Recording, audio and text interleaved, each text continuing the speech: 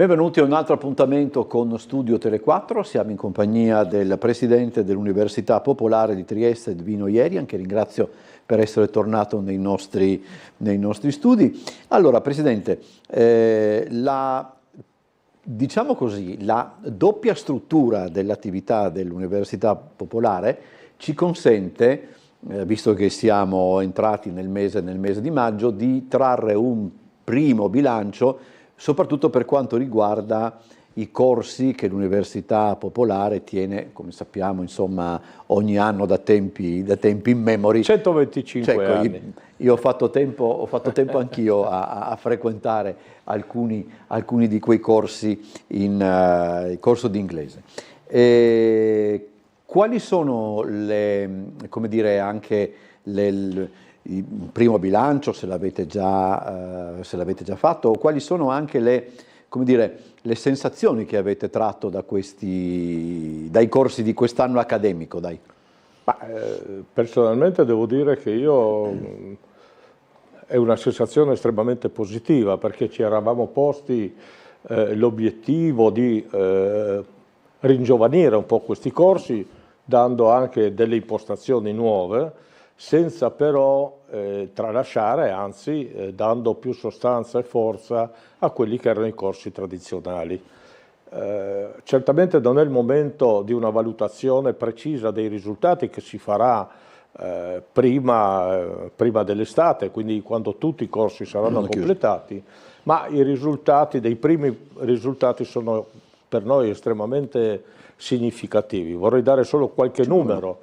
Abbiamo quasi 50 corsi attivati, quindi un numero significativo, e sono oltre 700 le persone che li stanno frequentando o li hanno frequentati. Dico li hanno frequentati perché quest'anno abbiamo introdotto anche dei corsi brevi, per esempio i corsi d'arte, che hanno visto veramente una partecipazione molto forte in 2 sessioni, una sull'arte classica, antica, e una sull'espressionismo moderno. Stiamo parlando di circa un centinaio di persone che hanno aderito a questi corsi brevi e che vanno ad aggiungersi a tutta quella che è l'attività corsuale artistica in varie forme, e quindi sto parlando dell'acquaforte piuttosto che il disegno a mano libera e altre tecniche comunque estremamente interessanti, tra le quali piace ricordare che quest'anno una novità è stata rappresentata dalla doratura con foglia d'oro e foglia d'argento, che ha trovato un notevole riscontro. E posso chiedere, Presidente, chi frequenta? Cioè c'è una sorta di identikit tipico del frequentatore dei corsi? Ma anche qui devo dire che è stata una sorpresa piacevole, perché a fronte forse di una logica di persone anziane, se così si può dire, no? Più tempo libero, per piacere, no, invece vediamo che sono sempre più i giovani che si stanno avvicinando anche e soprattutto alle forme artistiche, ma oltre naturalmente a frequentare quelli che poi sono i corsi classici, e sto parlando dei corsi di lingue. Corsi di lingue che hanno raccolto circa 250 frequentanti, quindi direi un numero estremamente significativo.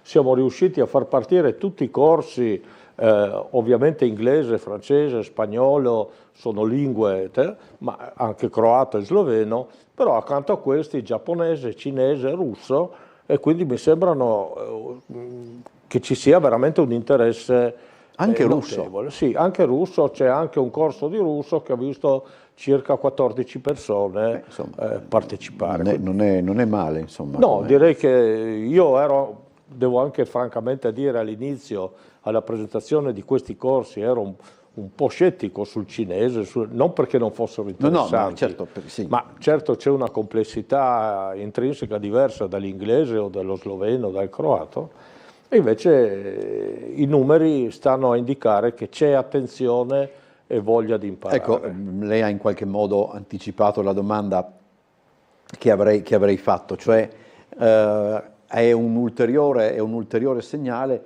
di come la nostra città sia cioè come parte della nostra città sia interessata proprio a conoscere, a sapere, ma io direi a interagire anche con, se posso dire, con realtà diverse dalle nostre. E qui ci sono due cose, direi, abbastanza interessanti. La prima, che non è tanto l'interazione quanto, io credo, un indirizzo sociale che si sta creando, è indicativo dell'adesione che hanno trovato i corsi per caregiver, cioè le persone, i corsi delle persone che hanno in famiglia degli anziani, per poterli assistere meglio, sì. Anziani che non hanno bisogno di cure mediche particolari, ma che comunque possono avere delle fragilità anche psicologiche, eccetera. Questo è un corso molto interessante, eravamo un po' perplessi sul fatto che ci fosse un'adesione, invece non solo c'è stata un'adesione, ma una richiesta di ricontinuare i corsi. Altro dato, direi, significativo, i corsi di potatura. Corsi di potatura delle piante hanno registrato un livello di richiesta, abbiamo dovuto mandar via la gente perché non c'era spazio, quindi anche qui abbiamo già in prenotazione di farli nuovamente. Io questo lo vedo come un'attenzione alla natura che oggi sta diventando sempre più forte da parte della gente, quindi sì. Forse un po' esagerato come ragionamento, però... No, beh... Quindi abbiamo questi... anche... Credo anche, questo però forse un ragionamento mio leggermente cattivo, nel senso che Trieste è una città che sta molto attenta a queste faccende e certamente avendo la possibilità di frequentare questi corsi è anche logico che poi ci si documenta. Certo. E quindi si comprendono determinate dinamiche, eccetera. Quindi credo che secondo me c'è anche... sta diventando uno stile di vita. Sì. In questo stile di vita comincia anche a essere quello che lei appunto diceva, cioè il fatto di cominciare a essere più integrati anche con realtà sociali e come dire, abitative diverse. Questo livello di integrazione lo vediamo per esempio anche nei confronti di quella che una volta era una frontiera e che oggi direi non ha più senso chiamarla in questo modo, anche se in realtà burocraticamente l'Italia, la Slovenia è Slovenia, la Croazia è Croazia, però c'è una mobilità che forse prima era solo di spostamento, oggi comincia a essere anche di relazioni umane. E noi cerchiamo di favorire ovviamente questo per quanto possibile, soprattutto per quanto riguarda gli aspetti culturali, perché quello è il nostro compito. Questa è la vostra seconda mission. Certo, questo è quello che ci assegna come compito il Ministero degli Esteri e la Regione Autonoma Friuli Venezia Giulia.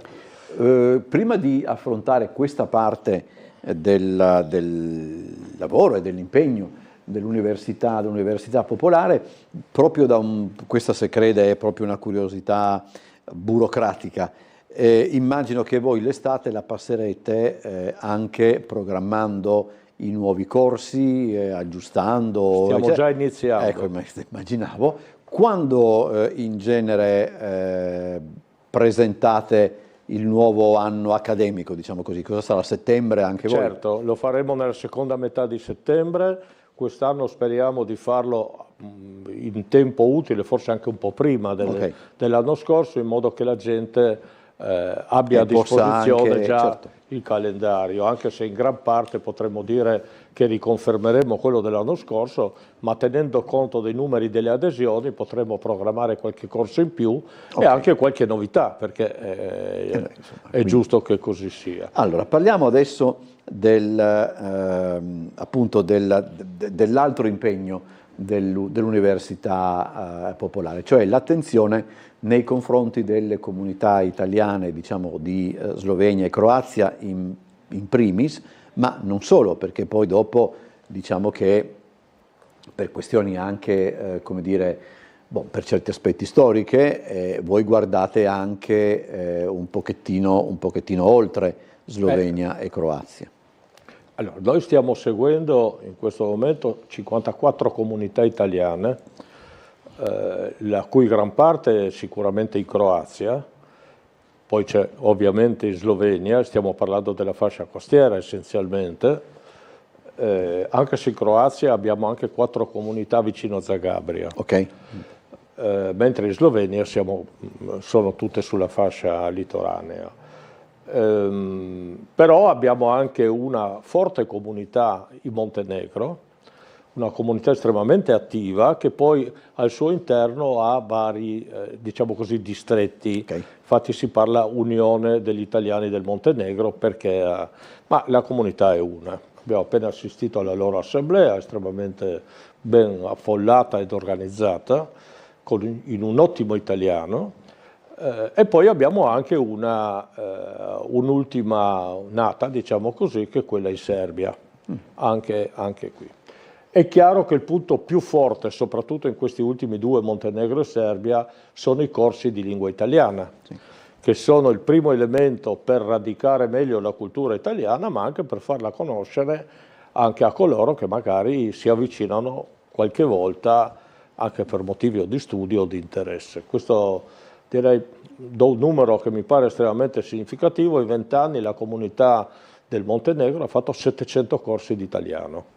Quindi insomma, sono numeri rilevanti. Insomma, ecco. Beh, è anche vero che la lingua italiana si studia nel mondo molto più di quanto si possa pensare. L'idea è questa, e devo dire che in questo le attività del Ministero degli Esteri, con la settimana della lingua italiana, settimana della cultura italiana, settimana della cucina italiana, appena diventata patrimonio UNESCO, contribuiscono fortemente a radicare questo sentimento.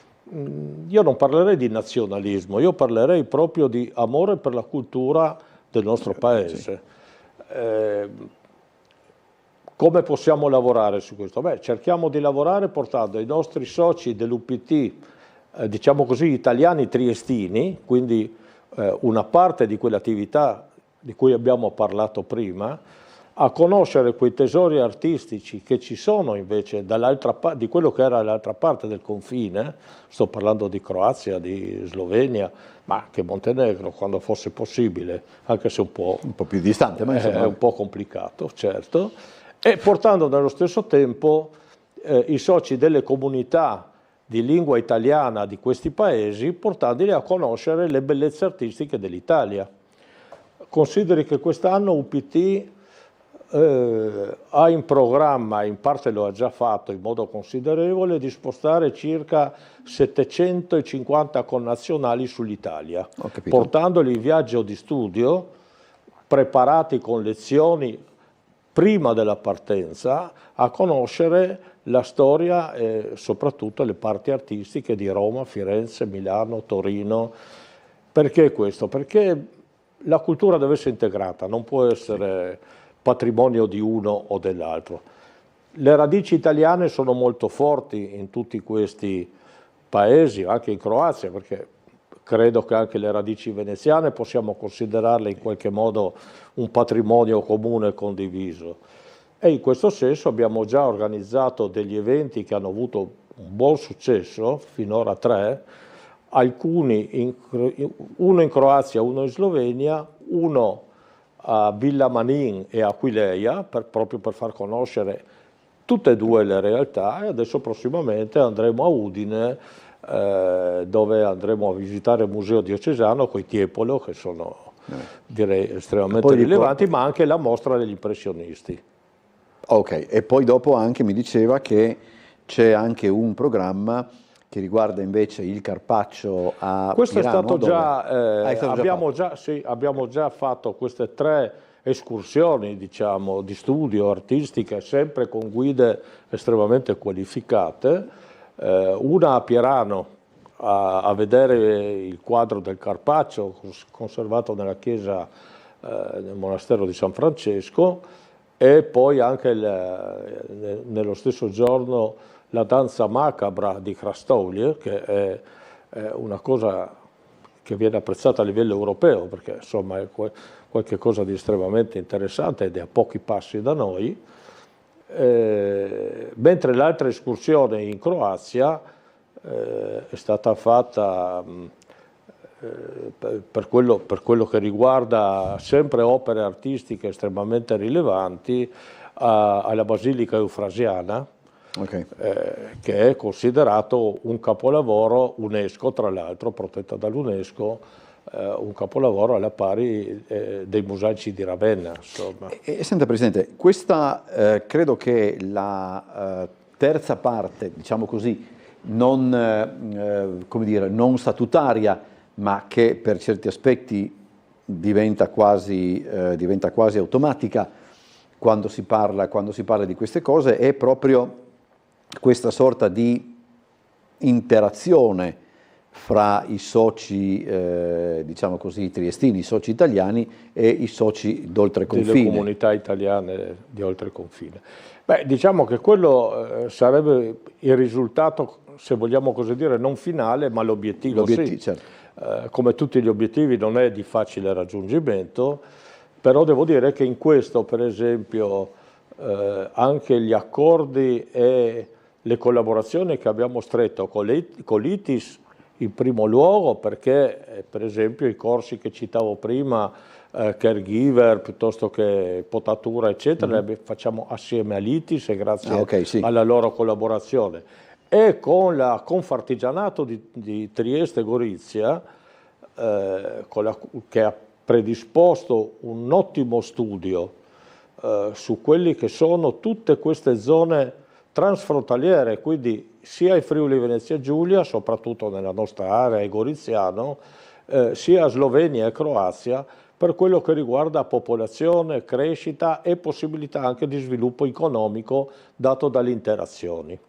Questo è stato presentato, l'abbiamo presentato insieme alla Confartigianato in Camera di Commercio, abbiamo riscontrato grande interesse sia da parte degli ambasciatori italiani di Slovenia e Croazia che dai consolati e prossimamente speriamo di presentare lo stesso lavoro anche alle aziende e anche alle autorità di questi due paesi facendo proprio dei seminari. Questo perché? Perché vorremmo che anche le parti economiche interagissero in modo più attivo e più utile per tutti. Quindi che si arrivi, diciamo così, ad un'interazione. Molto spesso i problemi sono simili e quindi un'interazione può portare solo dei benefici. Non le ho chiesto, così chiudiamo anche con questa domanda, quanti sono poi le persone che insegnano per l'Università Popolare? Cioè si può fare avete un conto? Sì. Ma grosso modo noi contiamo su un corpo docente generale di circa 50 persone, che non è poco. Alcune di queste svolgono più compiti e seguono più corsi, però in questo numero dobbiamo anche ricomprendere quegli insegnanti che noi mandiamo a insegnare alle comunità italiane. Ho capito. E sto parlando di materie scientifiche, ma parlo anche di altre materie umanistiche e di italiano stesso. Presidente, grazie per essere stato con noi, torniamo a incontrarci magari per presentare le prossime novità. Grazie per la vostra costante attenzione. Grazie, buon lavoro davvero. Grazie a tutti, buon proseguimento di serata. Ok. Va bene così? Perfetto. Lo so, dimmi.